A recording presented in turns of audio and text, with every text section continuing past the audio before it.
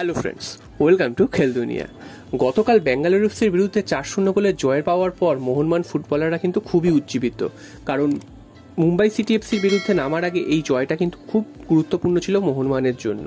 এই জয় পাওয়ার ফলে মুম্বাই সিটি এফসির বিরুদ্ধে যখন নামবে তখন মোহনবাগান কিন্তু অনেকটাই আত্মবিশ্বাস নিয়ে নামবে, এবং মুম্বাই সিটি এফসির ম্যাচটা একদমই সহজ হবে না মোহনবাগানের জন্য, এবং এই ম্যাচটা থেকে জিততেই হবে মোহনবাগানকে, এরকম কন্ডিশনেই কিন্তু নামবে। উল্টো দিকে মুম্বাই সিটি এফসির সামনে অপশন থাকবে ম্যাচ ড্র করার। তবে এরকম দেখা গেছে যে টিমই ড্র করার জন্য মানসিকতা নিয়ে নামে তারা কিন্তু হেরে যায়। তো সেক্ষেত্রে মোহনবাগানের দিক থেকে একটা অ্যাডভান্টেজ রয়েছে যে মোহনবাগানকে জিততেই হবে, এই কথাটা মাথায় নিয়ে কিন্তু প্রথম থেকে মোহনবাগান ঝাঁপাতে পারবে। এবং মোহনবাগানের জন্য আরও একটা অ্যাডভান্টেজ, এটা মোহনবাগানের হোম ম্যাচ, যুবভারতী ক্রীড়াঙ্গনে খেলা।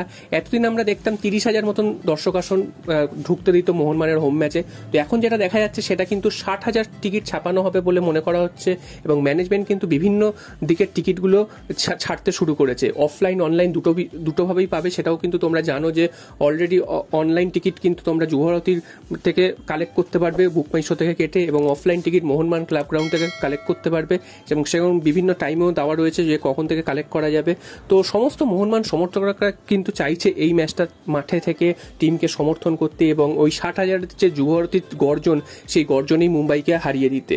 তো শুধু মোহনবাগানের গর্জন করলেই তো হবে না, মাঠে প্লেয়ারদেরও খেলতে হবে, এবং প্লেয়াররা কিন্তু আবার ছন্দটা ফিরে পেয়েছে। এবং গতকালের দ্বিতীয়ার্ধে খেলাটা যদি তোমরা দেখো, মোহনবাগান কিন্তু দুর্ধর্ষ ফুটবল খেলেছে, এবং জনি কাউকো থেকে শুরু করে মনবীর সিং প্রত্যেকেই কিন্তু খুব ভালো ফুটবল খেলেছে। দিমিত্রি পেটাটোস কাল গোল না পেলেও তিনিও কিন্তু খুব নজর কেড়েছেন। এছাড়া আরমান্দো সাদিকু, তিনি প্রথম দিকে খুব গোল মিস করছিলেন এবং সেকেন্ড হাফেও গোল মিস করেছেন, তবে তিনি কিন্তু একটি ফাঁকা গোলে গোল ঠেলে দিয়েছেন, সেটাও কিন্তু তার আত্মবিশ্বাস বাড়াবে পরবর্তী ম্যাচের জন্য। জেসন কামিংস পরে নেমেছিলেন, তিনি গোল পাননি, তবে তাকেও কিন্তু আত্মবিশ্বাসী লেগেছে। এবং অনিরুদ্ধ থাপা, অনেকদিন পর অনিরুদ্ধ থাপা কিন্তু প্রথম থেকে শুরু করলেন, এবং তিনিও কিন্তু ভালো ফুটবল উপহার দিয়েছেন। তো সব মিলিয়ে কিন্তু প্রত্যেকটা ফুটবলারে কিন্তু খুব ভালো খেলেছে, যদিও ডিফেন্স নিয়ে একটু খোঁচা থাকছে। ডিফেন্স কিন্তু কালকেরও নড়বড়ে দেখেছিলাম প্রথমার্ধে, এবং আনোয়ার আলী কিন্তু খুব ভুল করছেন। তো সেই ভুলগুলো যদি করে তাহলে কিন্তু মুম্বাইয়ের বিরুদ্ধে দুঃখ আছে, এবং আনোয়ার আলীর জন্য কিন্তু পেনাল্টি পেয়েছিল বেঙ্গালুরু এফসি, এবং সেইগুলো মাথায় রাখতে হবে যাতে এইভাবে পেনাল্টি হজম না করে। এছাড়া হেক্টর ইউসা, তিনি কিন্তু আগের দিন গোল করেছেন এবং ডিফেন্সও নেতৃত্ব দিয়েছেন।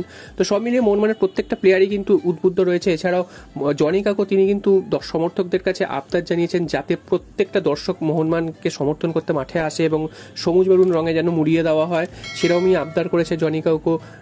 মোহনবাগানের কোচ, তিনিও চাইছেন যে মোহনবাগান সমর্থকরা যাতে দলে দলে মাঠে আসুক, তাতে মোহনবাগানের উদ্বুদ্ধ হবে প্লেয়াররা। তো সব মিলিয়ে একটা উইন উইন সিচুয়েশন মোহনবাগানের মধ্যে, যে এই ম্যাচটা যদি জিততে পারে তাহলে কিন্তু প্রথমবারের জন্য লিগ শিল্ড তুলতে পারবে মোহনবাগান, এবং কলকাতায় লিগ শিল্ড আসবে, যেটা কিন্তু বাংলার অন্য কোনো ক্লাব এর আগে পারেনি। এর আগে আমরা দেখেছি যে আই লিগের সময় আই লিগ প্রথম ঘরে এনেছিল মোহনবাগান, জাতীয় লিগ প্রথম ঘরে এনেছিল মোহনবাগান, ফেডারেশন কাপও প্রথম ঘরে এনেছিল মোহনবাগান, মানে বাংলার ঘরে।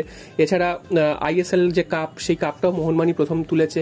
এবার শিল্ড তোলার পালা, এবং মুম্বাই কিন্তু গত বছরও চ্যাম্পিয়ন হয়েছিল, লিগ চ্যাম্পিয়ন, শিল্ড চ্যাম্পিয়ন যেটাই বলো। তো সেই রকমই এবারও কি তারা পারবে? এবং মোহনবাগান কিন্তু এবার অনেকটাই শক্তিশালী এবং অনেকটাই তুল্যমূল্য লড়াই দিচ্ছে, এবং শেষ ম্যাচে এসে ফয়সালা হচ্ছে, এটাও একটা ভালো ব্যাপার। এবং সবার চোখ কিন্তু থাকবে সেই দিনকার ওই ম্যাচটার ওপর, এবং সমর্থকরা তো প্রচুর পরিমাণে মাঠে যাবে, সেটাও তোমরা জানো। তো সব মিলিয়ে দেখা যাক শেষ ম্যাচে মোহনবাগান জিতে ইতিহাস তৈরি করতে পারে।